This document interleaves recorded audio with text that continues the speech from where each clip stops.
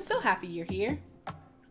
Welcome to Chai Beauty, where I get to share my thoughts, my dreams, my aspirations, my visions for the future. And guess what? You get to be along for this journey because we are in this together.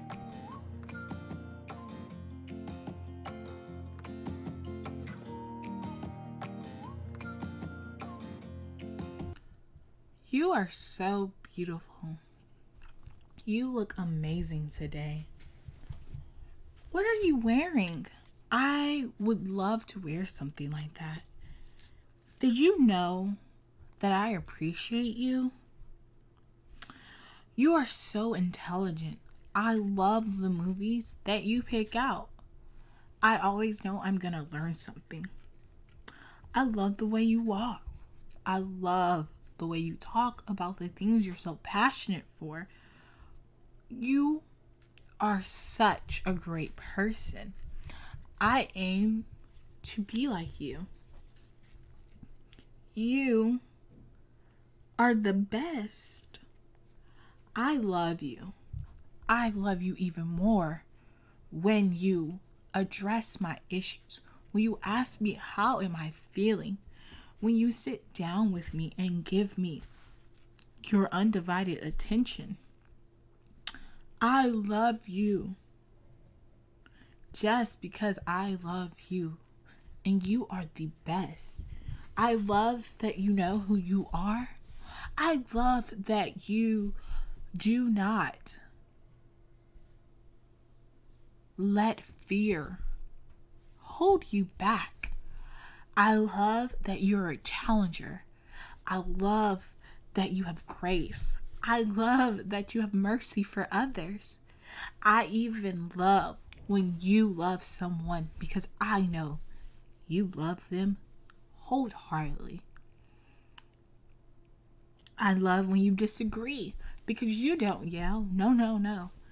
You decide to articulate and slowly say, this is my perspective. This is what I feel. I am not putting blame on you, but when you did this, this is how it made me feel. And I just love those things about you. Because you, oh yes, you are so amazing. Now take a moment, my listeners. How did all those words of affirmation make you feel?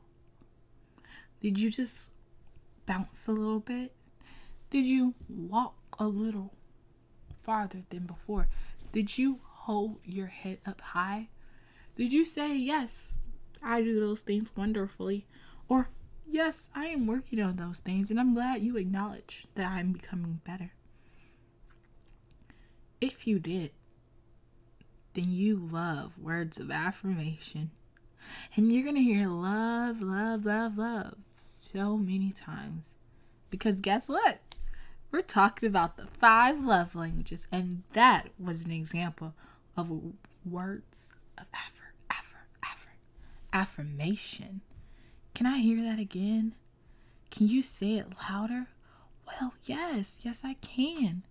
It is called words. Yes, I said it.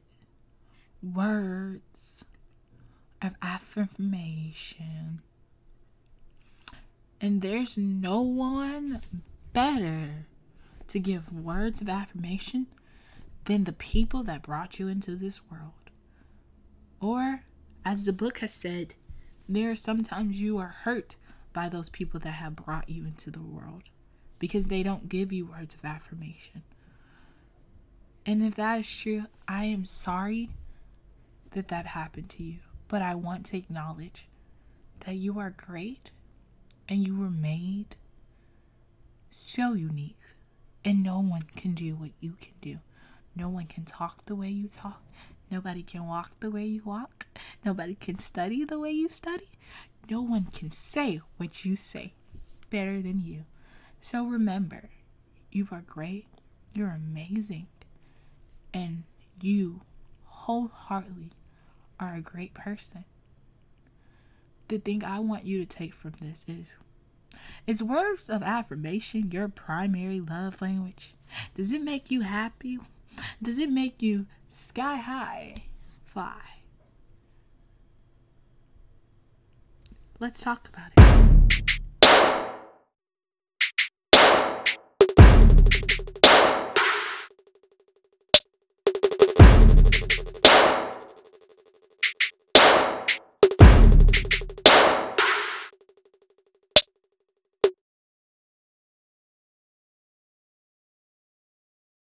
How do you know if words of affirmation is your primary language? Simple. Do you like to receive notes of affirmation? Do you feel love when people affirm you and tell you you're doing a good job? Do you like it when people find you attractive or handsome? Does words of acceptance, are they important to you? Do you like when you're kindly spoken to? Do you value praise and avoid criticism? Do you like compliments about your achievements? Do you like it when people notice your achievements? Do you like it when people notice your appearance with all the hard work you put in? Do you feel love when a person celebrates your birthday with meaningful words?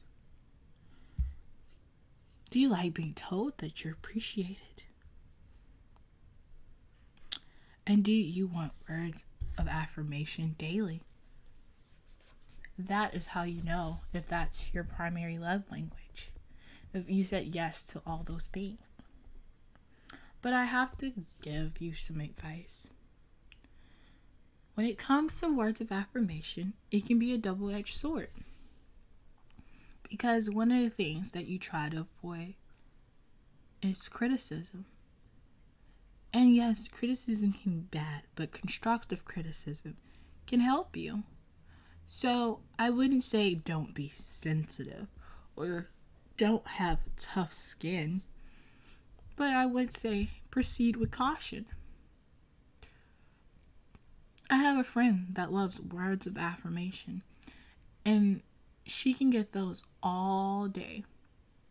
But you tell her one thing that she's not good at, all that words of affirmation goes out the window, and all she can focus on is what you said she needs to work on, even when you're trying to give it in a healthy way.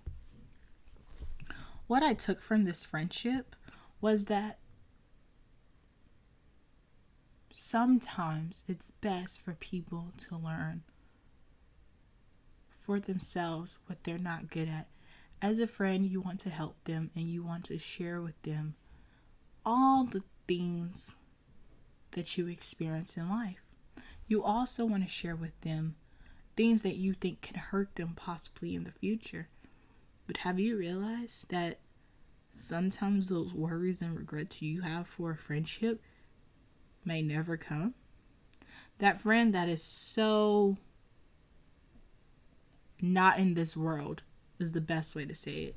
They don't care if they're lost all the time and their phone's not charged and they can't communicate really well with what they're going to do, and you're worried they're going to get lost or something terrible is going to happen and their phone is going to be dead and they can't call you. You go to that worst case scenario. But have you ever thought that maybe they'll be protected and these things could never happen? So while you're telling them you need to stop doing this, you're so irresponsible because you're so afraid of what could happen that these things may never happen. When it comes to words of affirmation, those people that have that as their first language, there is power in your tongue. So be careful with how you use it. Don't hurt anyone, or don't even try to. Be slow to speak.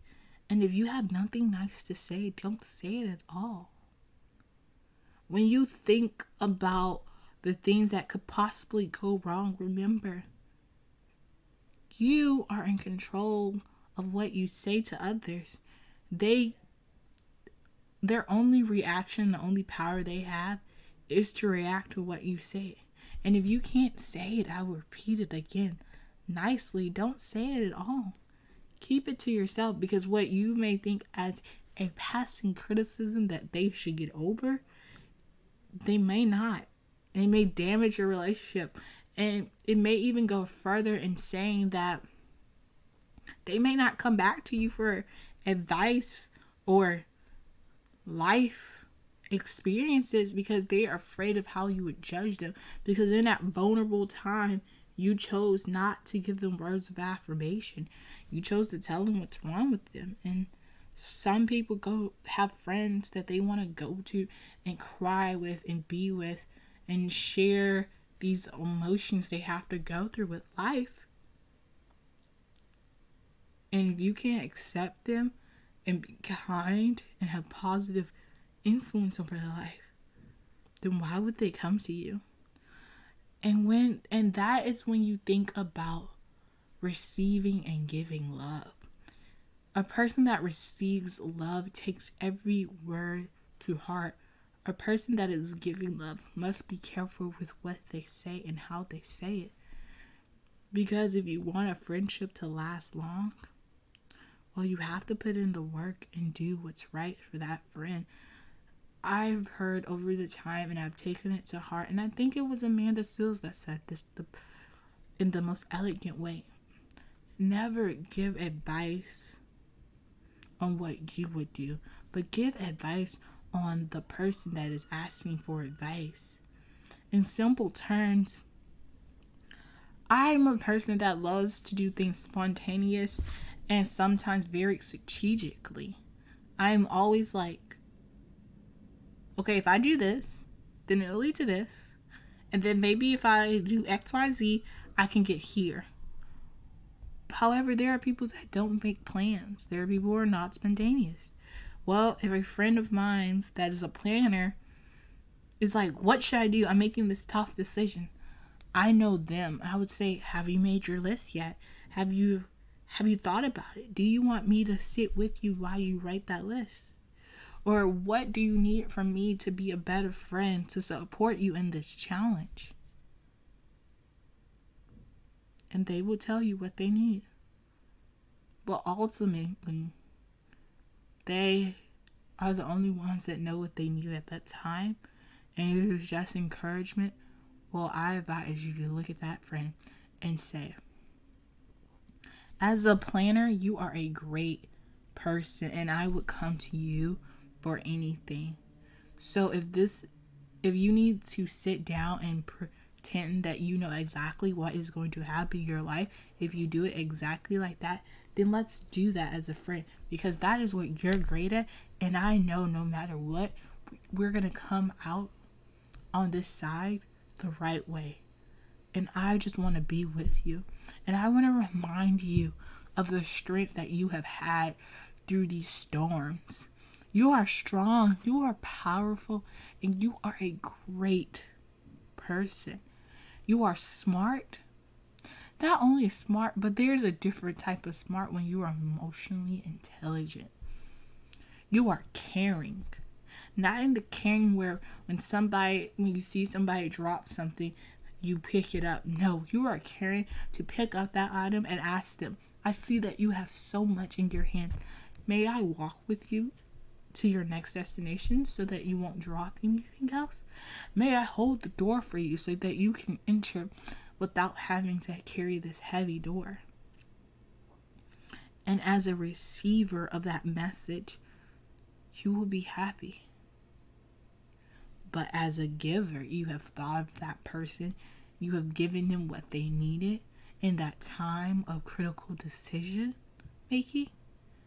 And all they can do is say thank you for being a great friend.